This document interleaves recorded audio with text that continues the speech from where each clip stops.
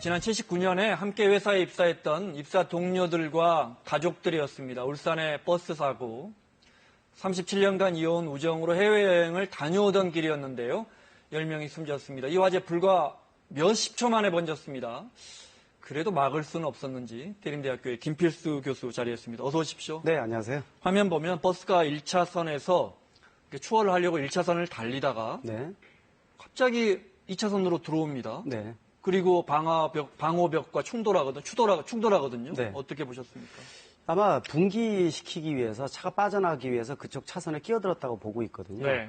그래서 이 영상을 보니까 사실 끼어 들어가면서 비상등은 켜져 있었기 때문에 사실 여러 가지 얘기가 나오고 있지만은 네. 졸음운전의 가능성은 쉽지 않다고 보고 있는 게 비상등 켜고 차선을 급작스럽게 변경하지는 않거든요. 네. 결국 나머지 두 가지인데 타이어가 터진 차량 결함이냐 네. 또 하나는 운전자 실수냐 두 가지 부분으로 아마 모아질 것으로 보고 있는데 확실히 꺾이는 거는 확실하다 볼 수가 있습니다. 잠시 후에 영상을 볼 건데 지금도 화면에서 보시면 비상등을 켜고 있단 말이죠. 네, 맞습니다.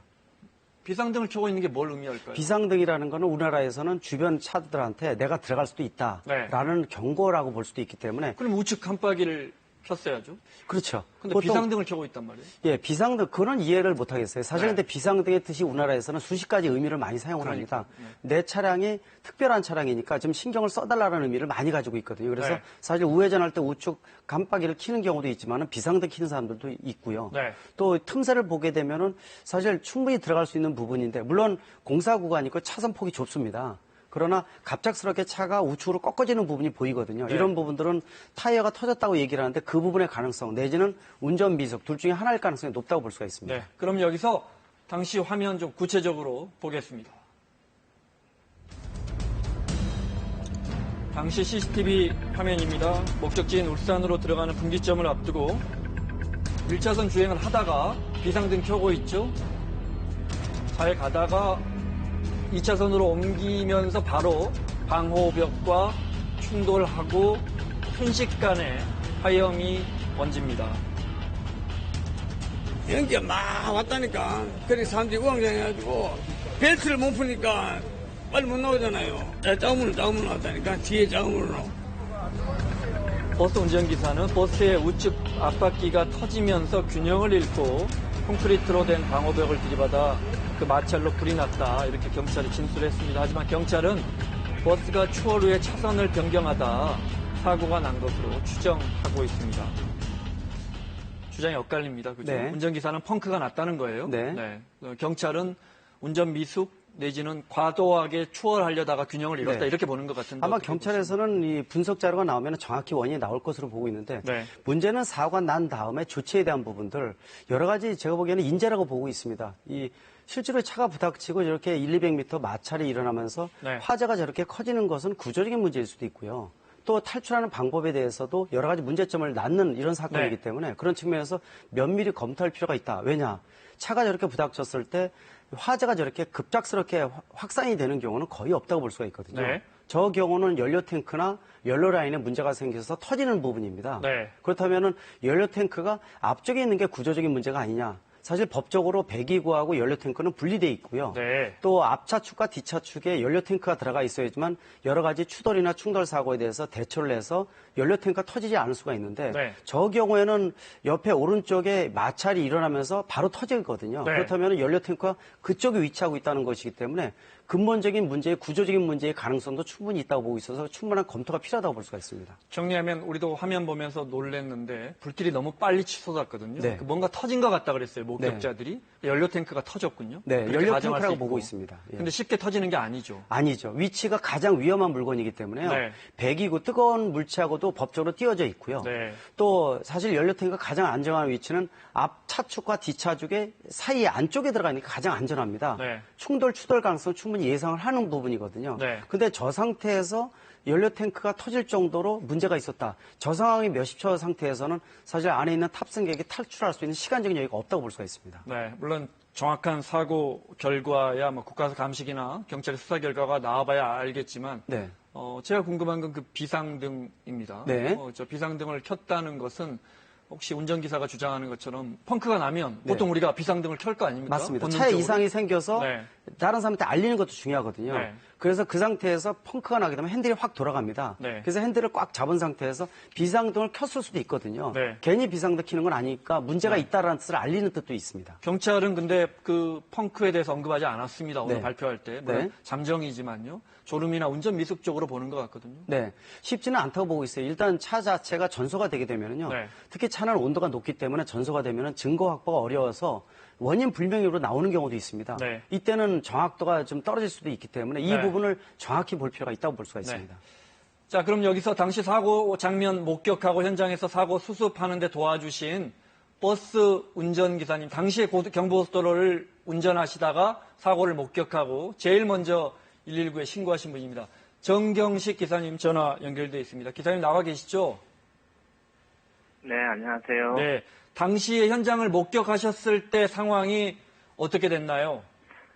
네, 제가 언양휴게소를 막 코너길을 돌아가지고, 이제 그 약간 내리막입니다. 울산 쪽으로 빠지는 길이. 네. 그 내리막 봤는데 2차선에 차가 한 대 서가지고 있더라고요. 네. 그래, 좀 거리가 조금 멀어가지고, 그래, 이제 뭐 연기가 이렇게 좀 치솟고 있더라고요. 네. 그래, 제가 이제 그 사고 현장 앞에까지 이제 가까이 차를 이제 갔어요. 저도 버스를 하는데, 네, 저도 이동 중에 이제 차를 가지고 앞에 가니까 관광버스에서 막 연기가 나면서 승객분들이 막 대피를 하고 있더라고요. 네. 예, 뭐 여자분 승객분들은 저쪽으로 노소대 쪽 저 중앙분리대 2차선 저 바깥쪽으로 대피하시고, 네. 남자 승객분들은 운전소 요쪽 1차로 쪽에 버스 부둔치인지 말고 그 반대편 쪽에 이렇게 나와 계시더라고요. 네. 근데 그게 이제 승객분들한테 이제 안에 사람이 계시냐고 119에는 제가 차를 세우고 바로 전화를 했죠. 그 제 앞에는 5톤 화물차 한 대와 성년차 한 대가 있었습니다.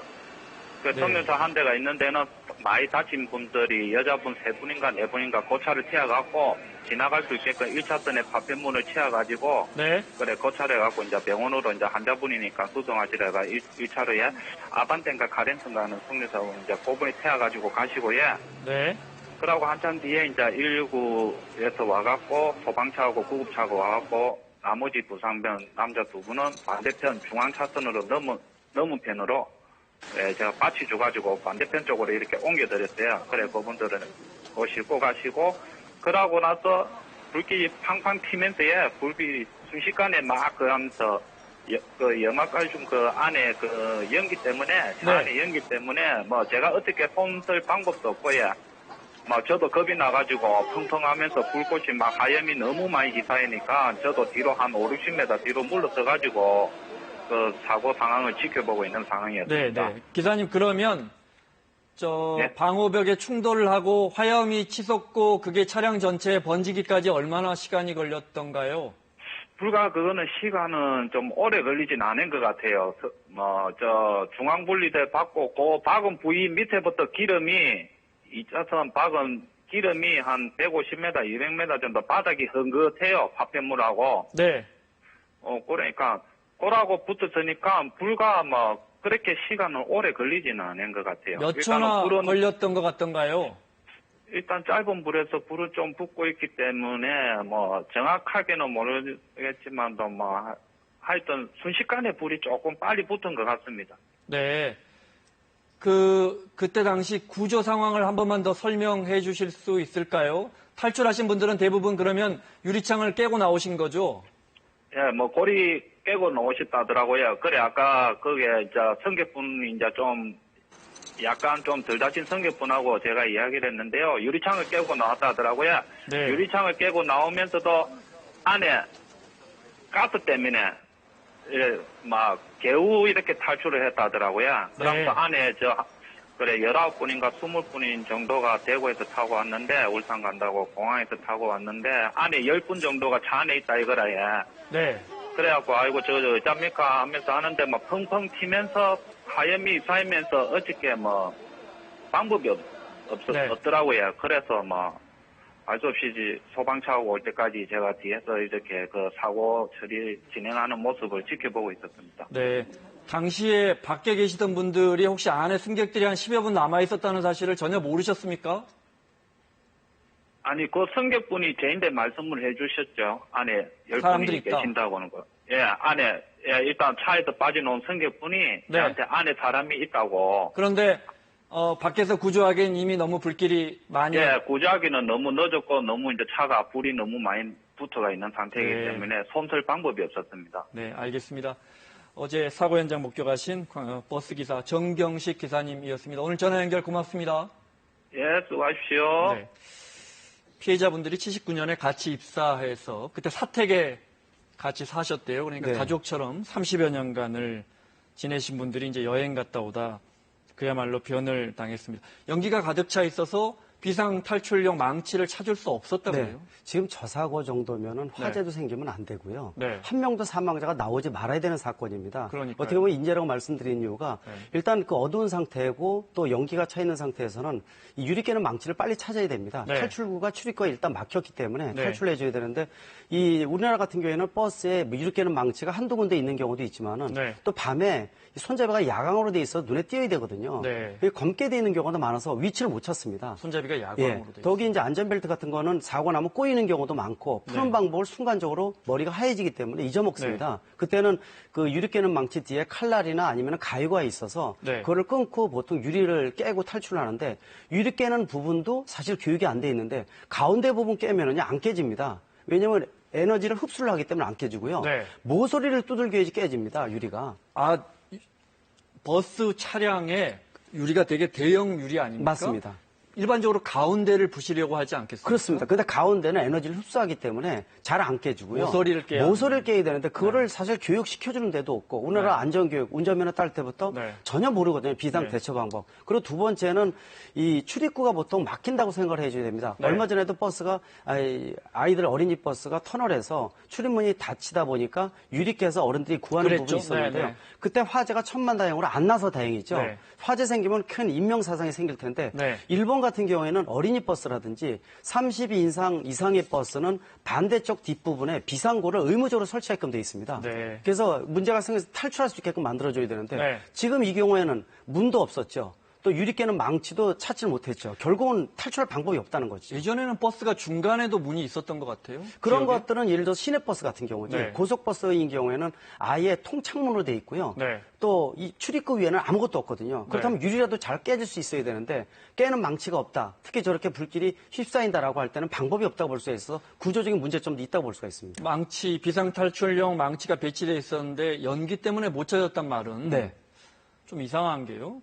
우리가 그거 깨는 경우는 되게 차량에 화재가 났을 때 쓸 거 아닙니까? 맞습니다. 차량에 화재가 나면 연기가 나고 연기가 네. 나면 원래 안 보일 거 아닙니까? 맞습니다. 그러면 어느 경우나 다 못 찾을 거 아닙니까? 쉽지는 않습니다. 그래서 밤에 보이게끔 야광으로 손잡이를 해서 눈에 띄게끔 만들어준다든지 네. 또 저 망치가 비상시에 쓰는 거기 때문에 화재뿐만 아니라 차가 물에 빠졌을 때라든지 네. 다양하게 쓸 수가 그렇군요. 있고요. 네. 또 그래서 비상구의 역할도 굉장히 중요한 부분인데 지금 이 경우에는 빨리 확산되고 탈출할 수 있는 방법이 전혀 없었다는 거. 네. 그런 측면에서 연료 탱크 위치 문제, 또 유리 깨는 망치에 대한 문제, 또 뒤에 비상구에 대한 문제 이런 네. 여러 가지 문제가 겹친 인재다 이렇게 볼 수가 있습니다. 네.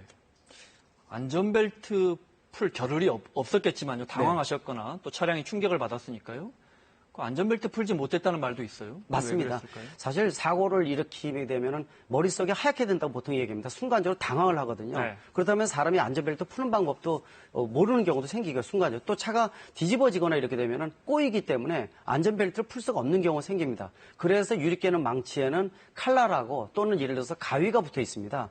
그걸 가지고 안전벨트를 자르라는 뜻을 가지고 있는데 네. 그런 부분이 주변에 없다는 것은 탈출할 방법이 없다는 뜻과 똑같습니다. 우리가 시내버스에서도 보면 이렇게 탈출용 망치가 붙어 있는 걸 맞습니다. 보는데 네. 거기 보면 칼날이 붙어 있는 게 다 안전벨트 같은 거 예를 들어 관광버스에서는 네. 그 안전벨트를 찢으라고 있는 거고. 맞습니다. 끊을 수 있게끔 만든 비상용 도구라고 보시면 됩니다. 네. 무엇보다 말씀하셨지만 화재가 순식간에 번졌습니다. 네. 뭐 구조적인 이유도 있을 것 같고. 네. 어떻게 보십니까? 지금 이번 사건 지금 초기이기 때문에 원인도 밝혀지진 않았습니다. 그러나 네. 저렇게 빠른 시간 내에 연료 탱크에 대한 부분이 영향을 끼친다는 것은 연료 탱크 위치, 구조적인 부분까지 문제를 좀 확대를 해야 된다고 보고 있고요. 네. 또 이런 문제가 생겼을 때 비상 조치 방법, 유리 깨는 망치부터 비상구에 대한 위치 네. 이런 것들은 선진국에서 얼마든지 벤치마킹해서 한국형 모델로 들어갈 수 있는데 지금 보시겠지만은 고속버스 보게 되면은 탈출할 수 있는 문이 출입구 위에는 아무것도 없습니다. 네. 다시 말하면 통창문을 깨야 된다는 얘기인데 이것도 못 나간다는 얘기는 사실 죽을 수밖에 없거든요. 그런 측면에서 전체적인 부분들을 점검할 기회가 지금이 아닌가 좀 네. 아쉬운 부분이라고 볼 수가 있습니다. 아마 이런 사고 터지면 틀림없이 내일부터 탈출용 망치 잘 구비됐나 일제 점검하고 그럴 겁니다. 네. 이번엔 좀 일회성에 안 그치지 않았으면 좋겠습니다. 네. 자, 조사할 텐데 교수님 보시기에 반드시 밝혀내야 할 부분, 핵심 부분은 어떤 겁니까? 우선적으로 원인이 정확히 무엇인지 봐야 되고요. 또 저렇게 짧은 시간에 화재가 생겼다는 것은 분명히 연료 탱크에 대한 위치에 대한 거, 구조적인 문제가 있는지 없는지를 법적으로 확인을 좀 해줘야 됩니다. 또 안전도구, 위치에 대한 부분들, 또 비상도구가 제대로 갖춰져 있는지에 대한 거, 또 비상문이 과연 제대로 우리나라에서는 이 출입구 위에 반대의 방향이 있는지에 대한 부분들 지금 없거든요. 이런 법적인 것도 없다고 알고 있습니다. 네. 이런 부분들은 일본 같은 외국 선진국의 사례를 비교하면서 좀 더 이 법적 구조 개선을 좀 해야 되지 않나 이렇게 보고 있습니다. 네, 알겠습니다. 사망자 10분 중에 부부가 모두 돌아가신 분들이 3부부나 네. 됩니다. 고인들의 명복을 빌겠습니다. 김필수 교수였습니다. 고맙습니다. 네, 감사합니다.